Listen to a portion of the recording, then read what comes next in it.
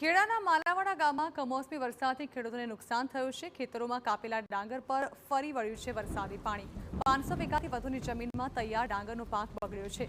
વીઘા દીઠ 15 થી 20 હજાર રૂપિયાનો ખેડૂતોનો ખર્ચ પાણીમાં ગરકાવ થઈ ગયો છે। દિવાળી બાદ શરૂ થયેલી ડાંગર લણણી પર વરસાદે પાણી ફેરવી નાખ્યું છે। ઘાસ બચે તે માટે મશીનથી કાપણી ન કરતા ખેડૂતોને નુકસાન થયું છે। કમોસમી વરસાદથી પશુઓ માટેનો ઘાસચારો પણ બગડી ચૂક્યો છે।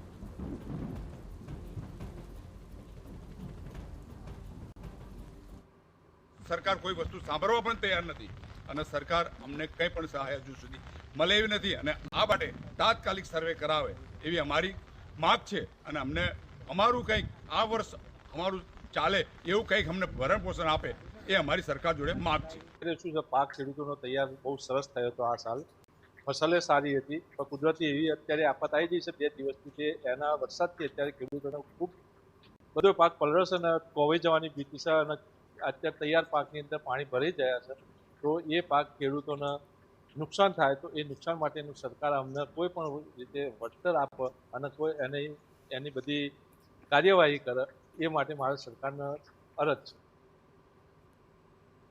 તો ખેતરોમાં કાપેલો ડાંગર જે છે તે પાણીમાં પલળી ચૂક્યો છે। ઉલ્લેખનીય છે કે જે પ્રકારે હાલ વરસાદી માહોલ છવાયેલો છે તેને કારણે હવે જે પાકની લણણી કરવાનો વારો આવવાનો હતો તેમાં પણ મોટા પાયે નુકસાન થયું છે।